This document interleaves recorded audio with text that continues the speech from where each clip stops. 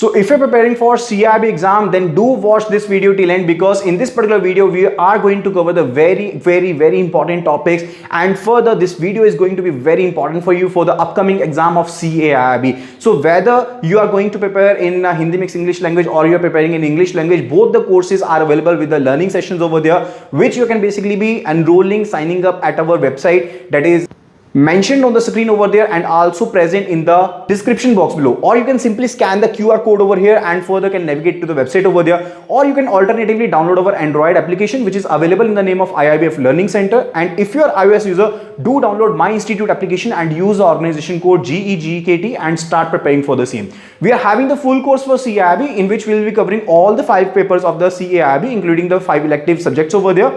And further, those are available in Hindi mixed English language. The electives are available only in bilingual language and not available in English language. But in English language, we are having the full-fledged 4 compulsory subjects, and we are covering the full course videos which are covered in chapter-wise manner. We are having the full course case study videos, and we are having the chapter-wise professor questions, mock test, mega mock test, each and everything is there. And also we are going to provide you with the complimentary access to the e-PDF notes, so as that you can escalate your revision throughout the time when you will be preparing for the CIIB over there. So do enroll right now and start preparing for the same, and don't forget to watch this video till end. And further, if you like this video, do like this video and share this video among your friends and colleagues who have been preparing for CAIIB.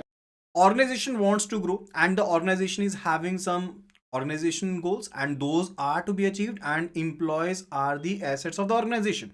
And if the employees will be working hard, the employees will be performing well, in that case definitely the company, the organization can achieve their organizational goals over there. So that is basically the performance of the employee is a key to success. It is key to success, because the main purpose of HRD is basically why we basically depute HRM. HRM is having a subcategory that is related to HRD, that is human resource development, and development is basically related to what? It is related to developing the people in the organization, so as to ensure that they create an atmosphere over there where the employees can give their 100%, that the employees can contribute their 100%, the best out of the employees can be taken out. And further, performance appraisal is required. And what it is, first of all, we need to understand that what is the definition of performance appraisal.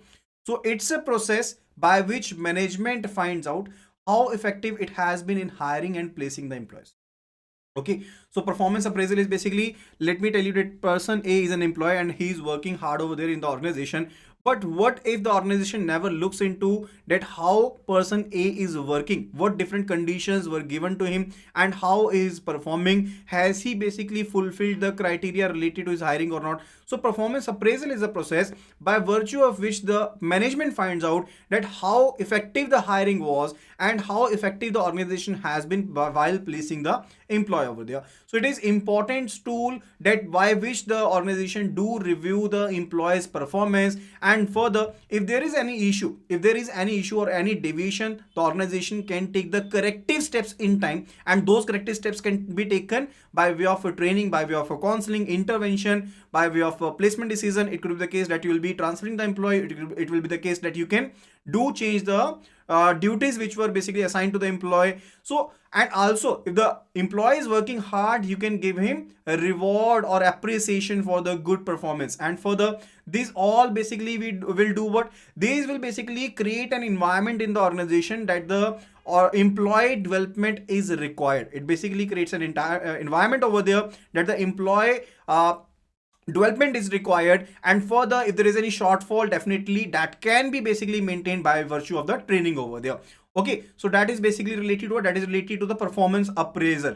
And here over here it says, it basically defined it as that performance appraisal is what? It is a process of evaluating performance. Okay, so by way of performance appraisal, we do evaluate the performance and the qualification of the employees in the terms of requirement of the job for which they were employed. So you basically employed a person for some particular tasks to be performed, and further when you basically do appraisal, it is basically related to you are going to evaluate his performance, and further the task which he were given done with, and further how is performing those tasks. That is what that is the basic purpose over there. And for the purpose of administration, including placement. And why performance appraisal is required? Because we want to check that if the organization is being effective in hiring and placement or not. Okay, and further we can definitely take some decision based upon that. If the employee is not working well, in that case we can take the corrective steps now. That is by way of training, and if the employee is working hard, definitely we can give him some rewards so that he basically continues in the same alignment over there. Okay, so that is a definition given by Hale over there. Then it is related to appraisal system. So appraisal system can be formal and informal, that depends upon the organization itself. In the very small size organization, definitely the informal system can work, but the formal system works out where do you have large number of employees over there. So informal system is possible in very small organization where employees contribution is readily visible. Informal means when we will be talking to the employee over there, you can simply judge the employee. So if we are a team of 5 members, definitely I'll be knowing each and every employee over there. But if the size of the team is 1000, definitely it's quite impossible that I'll be just appraising some employee just based upon my judgment, because it may be the case that even I would not have been coming across the employee throughout the year. Okay, so in that particular case the formal system is required, but where the organization's size is small, in that case informal system will also work well. Okay, now let us have a look at the objectives of the appraisal system over here. First of all, it is related to judgmental objective. What is it? Is basically for if you want to give an increase to the employee, if you want to transfer the employee for the promotion purposes, definitely we need to look into that if he's basically performing well or not. Second, it is related to developmental aspect, telling an employee that how he is doing. So if an employee is working, and you are not appreciating, you are basically not letting him know that how he is working or she is working. If the performance appraisal is being done, and definitely if it is done correctly in that particular manner, you can convey it to the employee that how he has been working, and definitely if some changes are required, we can suggest him the changes if we require changes in his attitude, in skills, behavior, etc. Further, counseling by the superior for giving feedback and understanding problems for the poor performance. If some employee is not working well, indefinitely that way we can just look into the issues that he is facing and definitely can help to resolve them. That is further counseling by the superior. So the overall objective of the performance appraisal is to improve the efficiency of the organization. So we want to help the employee, in turn we are helping the organization so as to perform well. Further, it is related to specific objective. The system should serve to enable the organization to maintain the inventory of quality and skills of people, identify and meet their training needs. So for what it is actually related to, I already told you that employees are asset of the organization, and further organization wants to have performing assets, and further if there is any need related to training, that can also be actually looked into. Further, to determine the performance linked increments, to determine the PLIs. What is PLI? It is performance linked increment. If the employee is working hard, definitely they will be getting the incentives. And further, it also helps us to provide the data related to the transfers, promotions, etc. Further, to maintain individual and group development and fulfill their aspirations by sharing with them. Definitely, if someone is working hard, we must be sharing our views with them that yes, we know that you are working hard. It's kind of an appreciation. And further, we can also benchmark. The systems over there by skill upgradation programs.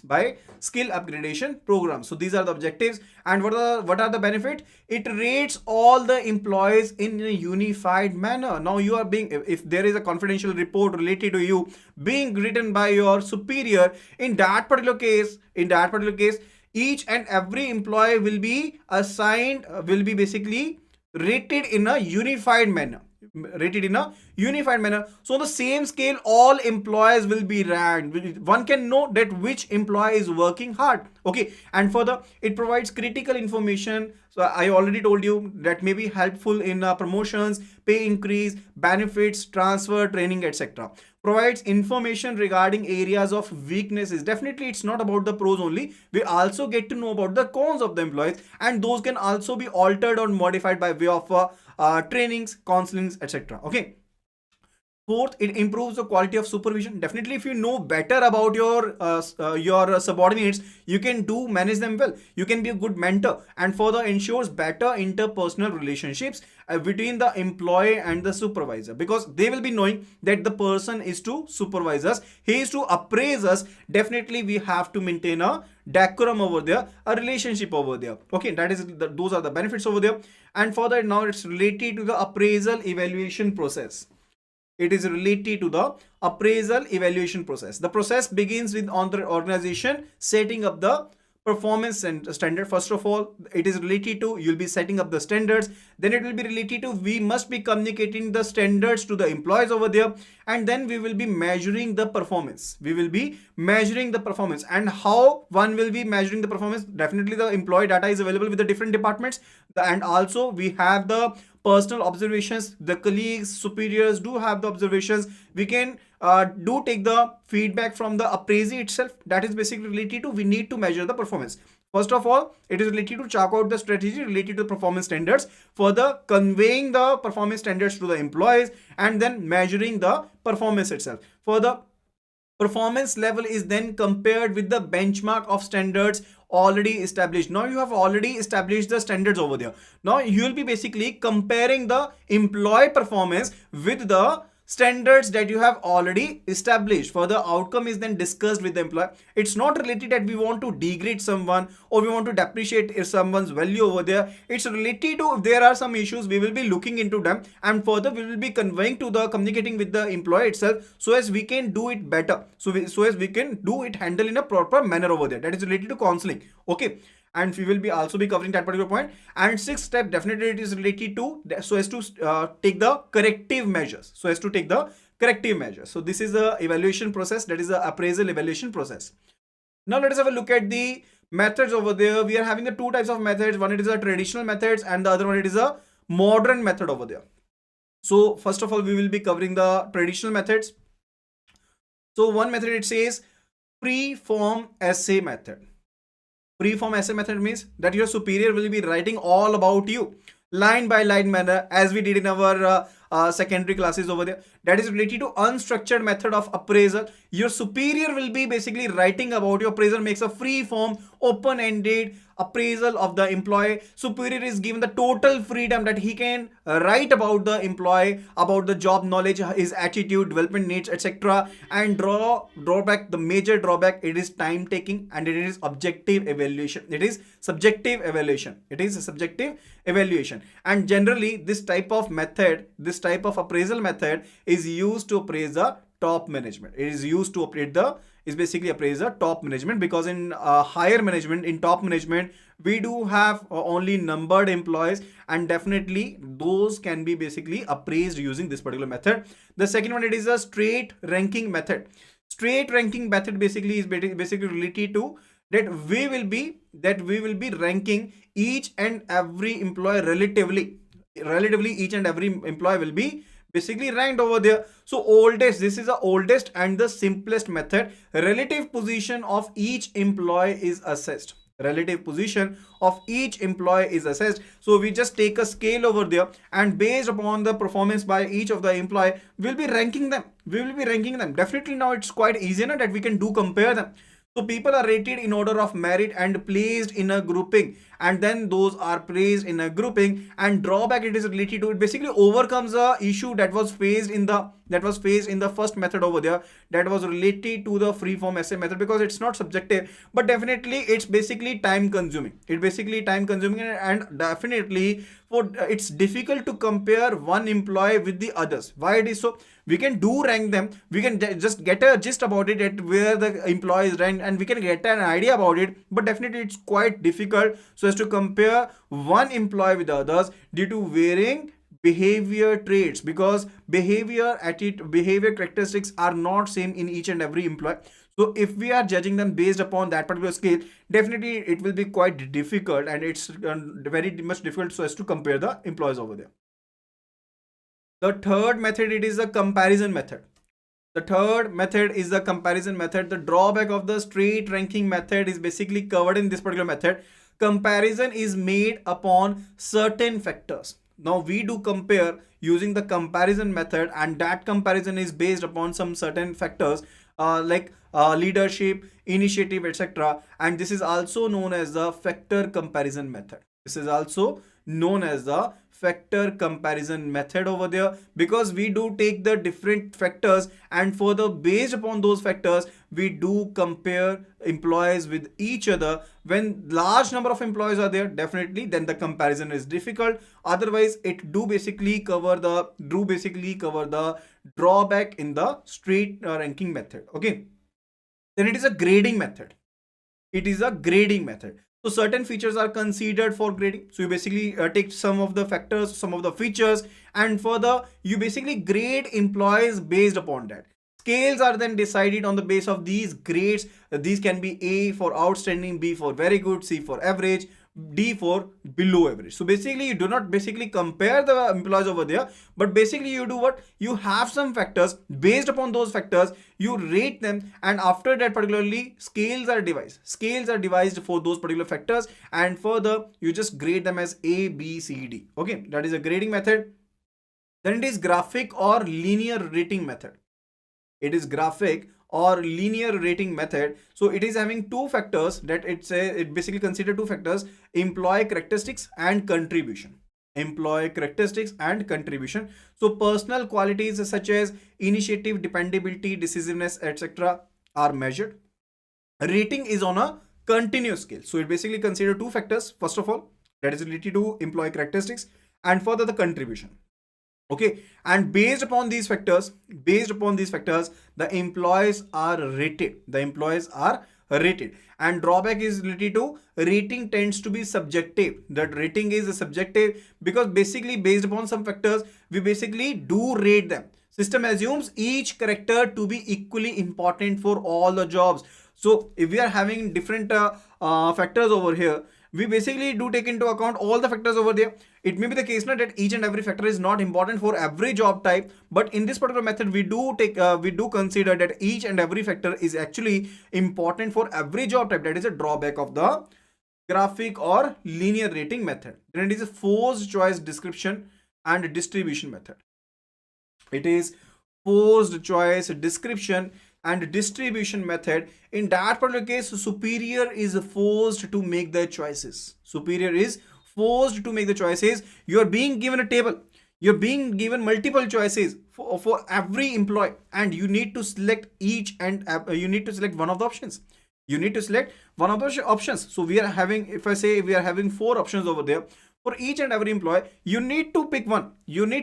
So superior is forced to make the choices. Employee is rated on predetermined distribution scale. So there will be a predetermined distribution scale that for this option there will be 10 marks, for this option there are 7 marks, then for this 5, this for 0. Okay, so now based upon these options the superior is forced to make the choices over there. So factors normally considered for job performance and promotions. Factors which are chosen over there, those are basically considered for the job performance and promotion. In choice description method, the superior is asked to select the statements which best describe the employee. So it may be objective, or it may be the case that it is there are the statements are over there and you need to select one of the statements. Okay, in same manner the superior is forced to make the choices. Okay, then it is related to group appraisal method. In this method the employees are rated by a group of appraisers. So group of appraisers will be basically rating the employee, and basically those superiors will be immediate supervisors. And for the 3 or 4 others who have some knowledge of the employee performance are also taken along with it. So all those appraisers will be rating the employee, and the advantage is that there is minimum biasness, because it's not only one person who is rating the employee, it's a group of person who is appraising the employee. So the minimum biasness is there. Limitation is only that it is very much time consuming. Okay, then it is related to the modern method we will be covering, that is related to assessment center workshops. So employees behavior is assessed on the basis of performance under different activities. So there is a, let us take the case that there was a workshop for the employees over there, and they participated in the workshop over there. There were the different activities which were to be performed by the employees over there. There was group discussion, business games, interactive communication, committee meetings, etc., etc. And further, based upon all those activities, based upon all those interaction, the employee was rated. Okay, so it measures what? It measures the interpersonal skills, the leadership qualities, organizing and planning abilities. So all these things are looked into by way of different activities, and then the employee is appraised. But the drawback is it is very much time consuming. It is very much time consuming, and it requires highly trained observers, because when the employee is basically performing over there, performing the different activities in the workshop itself, then there must be some observer na, who will be basically looking into that if he is doing well or not. That is basically related to it. Okay.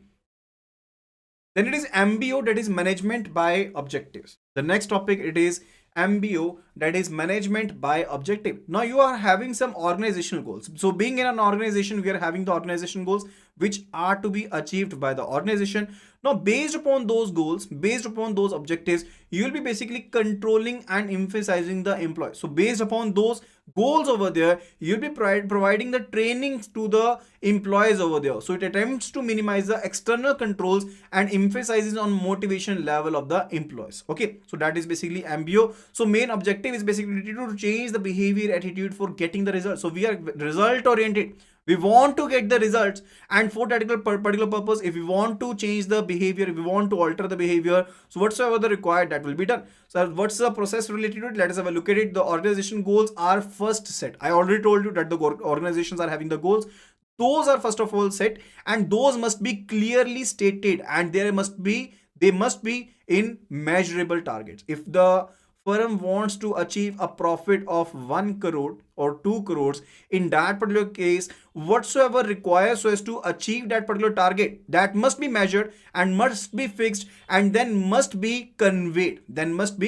Okay, so it says the organization goals are first set, which must be realistic and achievable. It should not be like that you will be basically giving imaginable goals or imaginable terms to the employees over there so as to fulfill that, because that will not be fulfilled, and ultimately the employees will get frustrated. Okay, so that should not be done. The achievable and realistic goals must be given. First of all, those must be set, and goal setting process is a joint process. It is a joint process. Short-term goals are jointly set by the employees and their superiors. Okay, so that is basically the case, that the goals are given over there, that these are the organization goals. So let me write over there.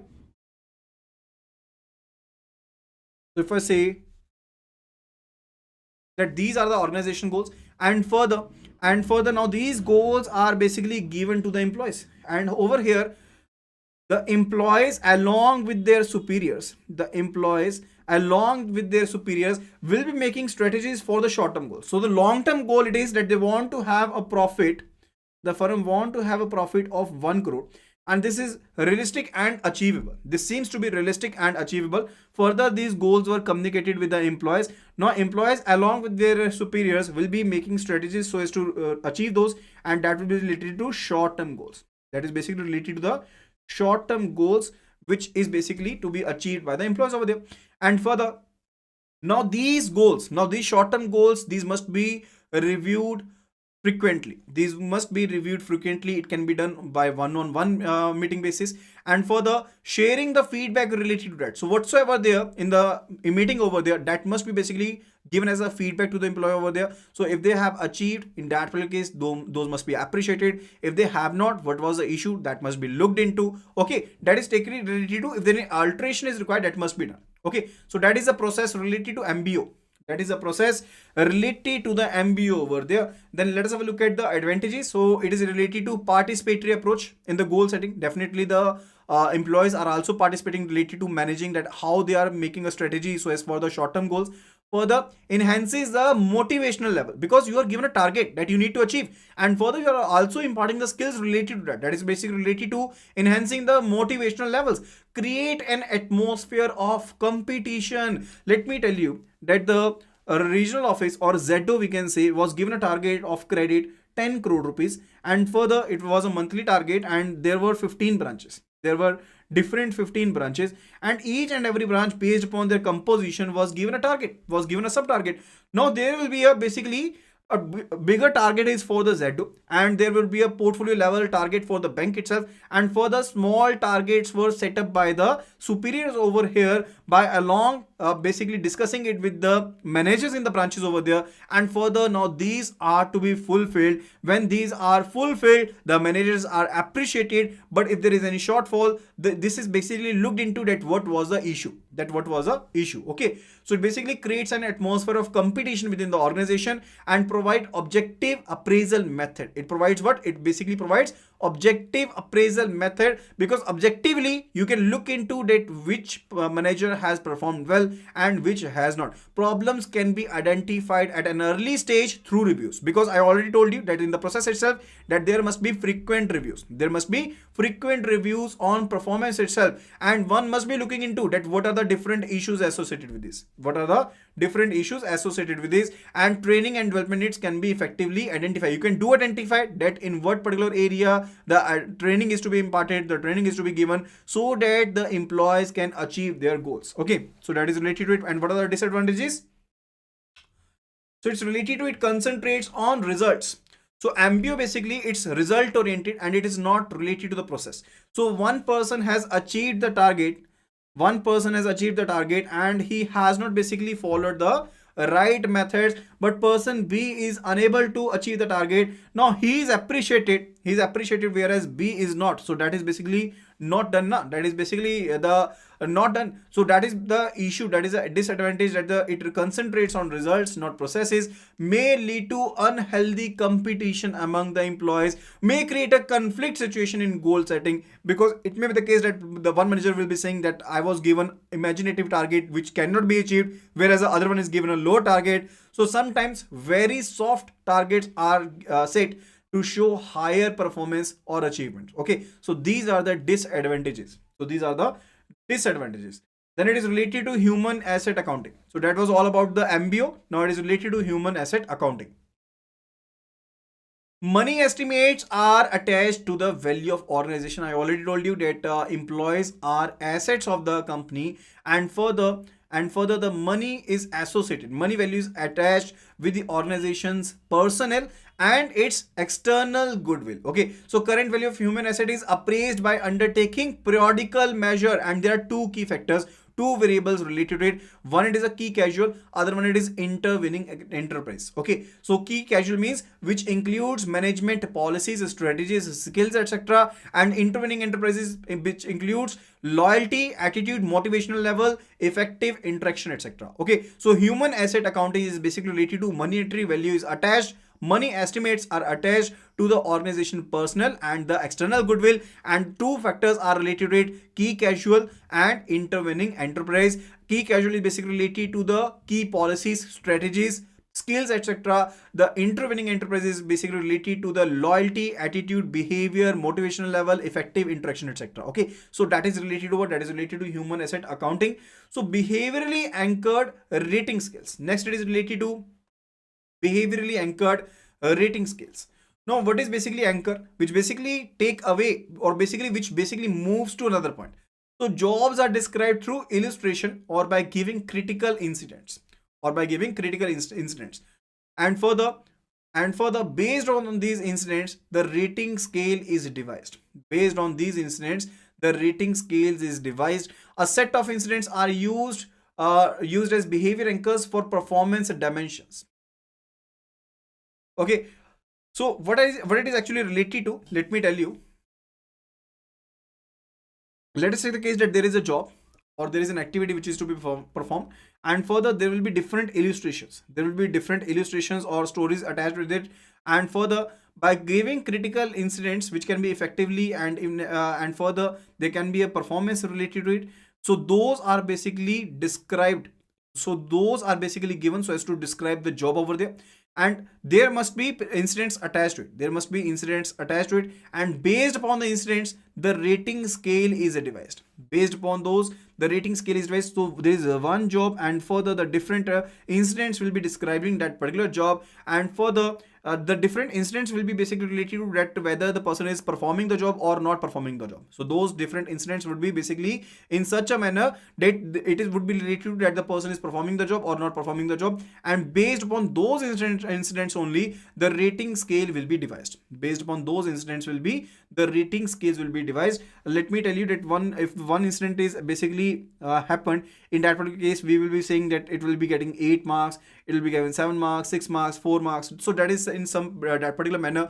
So that is basically BARS, that is behaviorally anchored rating scales. Okay, so how one will be behaving under one particular incident, and that particular incident is basically now attached to the rating scale, and then employees are basically given the different incidents, and those will be basically going through those incidents and further will be rated as per the anchored scale over there. Okay, a set of incidents are used as behavior anchors for the performance dimensions. This system is objective, but definitely it is time consuming. It is very much time consuming. So that is BARS, that is behaviorally anchored rating scales. Then it is a 360-degree appraisal. After that it is 360-degree appraisal. Now what is 360-degree? That is looking at each and every aspect of the employee. If now the employee is at the center, so it refers to full circle or all around the employee or employee in the center. In that particular case it is a 360-degree appraisal of the employee. It is 360-degree appraisal of the employee. Employee is rated by all having knowledge about the employee. Now we will be basically looking into each and every factor related to the employee, and definitely based upon that particular data we will be basically appraising the employee. Now that particular information will be taken maybe basically taken from the seniors, juniors, subordinates, colleagues, suppliers, vendors, customers, etc. That is the 360-degree appraisal. After that it is related to that why potential appraisal is required. Now when we are basically into performance appraisal, then why potential appraisal is required. Now performance appraisal is basically related to the current job. Now let me tell you that person A is an officer scale 1. He is OJMS 1, that is officer junior management scale 1. And further he has joined the bank 3 years back. Now he is doing well. He is doing very well in his scale. And further the performance appraisal gives us an idea about the persons or employees performance in the current role. It never tells us that how person will be basically performing in the next assignment. It never tells us about that. So that is why potential appraisal is required. Okay, now performance appraisal versus the confidential report. The next one, it is related to performance appraisal versus the confidential report.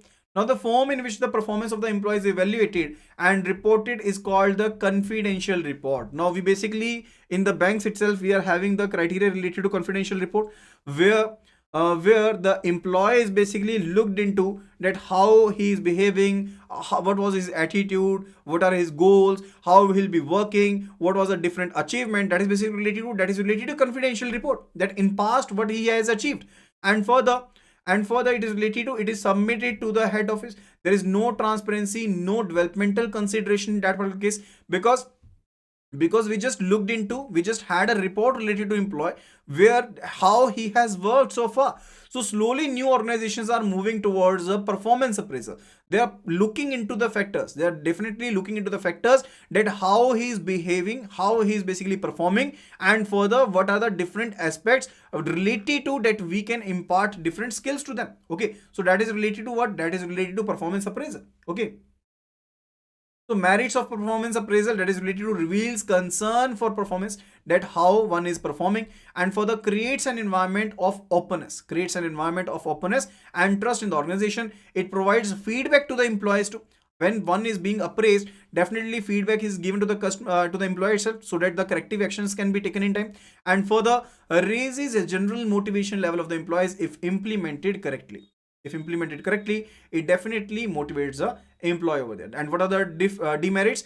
First of all, it creates the halo effect. Now what is halo effect? Halo effect is basically related to rate an employee consistently high or consistently low. That is a halo effect.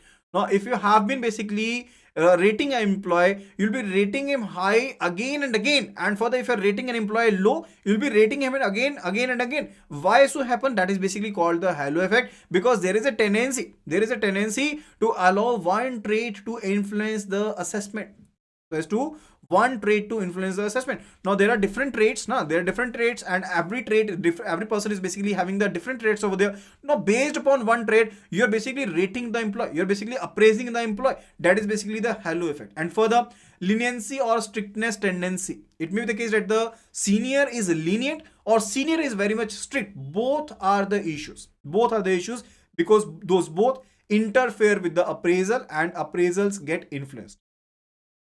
Then it is central tendency problem. Now what is central tendency problem? That give each and every employee an average rating. Okay, that is a central tendency problem. And tendency of comparing the employee with oneself on various traits. Tendency of comparing the employees with oneself. That one will be comparing him with oneself. That how I am working and how he is working, or how I was working, how he is working. That is a tendency. And those are the demerits of the performance appraisal. Then it is related to the performance review. So appraising the performance of employee is reviewing his performance. So when you are appraising the performance of the employee itself, is basically you are reviewing the performance during the specified time period. So review means appraisal of the performance of the employee by his superior. Now over here we are having employee A, and whose superior is B, that is boss of A is B. Now B will be basically appraising the employee for some specified period. Let us take the case for 1 quarter, the employee A was appraised. Now B will be basically appraising the person B. B is the appraiser, A is the appraisee. B is the appraiser, B is the appraisee. Okay, and there are 3 aspects related to it. First of all, it is related to preparation for review. Trait means characteristics, like if someone is generous, someone is polite. Okay, so those are the traits. So there are 3 aspects related to the performance review. One, it is preparation for review. So it involves obtaining the information. So if person B wants to appraise person A, in that case, definitely he requires information related to person A from the previous year appraisal and periodic performance reports and discussions with the employee concerned. And appraisal interview with the appraisee is necessary. If you want to appraise the employee, interview is necessary. Interview with the appraisee is necessary. Second, it is related to appraisal interview. So it involves basically that B and A, that is appraiser and appraisee, both will be having a meeting for getting information and clarifications related to the performance appraisal over there. Feedback can be given to the employee. Now over here, in the case of performance review, the feedback can be given to the employee over there about his performance. And the third one, it is related to giving the feedback. So it involves sharing the honest feedback with the employee. Feedback must be objective and should be helping the employee. It's not like that we want to criticize someone. It's like we must be suggestive. It would be like that we must be suggestive. We want to improve it must be focusing that how we can look into the developmental needs, on the training needs itself, that definitely we can basically give a helping hand to the employee over there so as to raise his performance, so as to basically increase his performance. Okay, so these are the 3 aspects which are involved in performance review. One, it is preparation of review. Second, it is appraisal interview. Third, it is giving feedback. Then it is related to the counseling. Then further, it is related to the counseling. So counseling means advising employee about the performance. Counseling means what? Advising employee about the performance. So we want to advise the employee about his performance, an activity where one individual uses a set of skills to help another to take responsibility for and to manage his own work or behavior related to decision making. It's something like reviewing, but it's like counseling means we want to help someone.